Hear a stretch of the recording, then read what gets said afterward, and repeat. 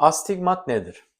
Astigmat aslında gözde bir eğrilik olmasıdır kabaca. Bu eğri görmeye hem uzak hem orta hem yakın mesafede bulanık görmeye ve eğri büğrü görmeye sebep oluyor. Bunu hastalara ben şöyle anlatmayı çok seviyorum. Gözün özellikle korneasındaki eğrilikten kaynaklanır bu.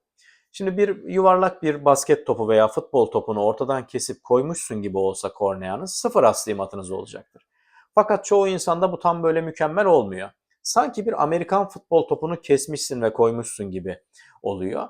Bu durumda vertikal yükseklikle horizontal yükseklik birbiriyle aynı değil. İşte bu astigmatta yani görüntüde eğrilmeye sebep oluyor. Bu da görüntüyü çok bozan bir şey tabii ki. Özellikle astigmatınız var ve siz bunu gözlük, kontak lens ya da lazer olarak düzeltmediyseniz bu sizde ciddi göz çevresi, baş boyun ağrısına dahi sebep olabilir. Özellikle günümüzde ekranları çok kullanıyoruz. Ekran çalışanlarında bu büyük sorunlara sebep olabilmektedir.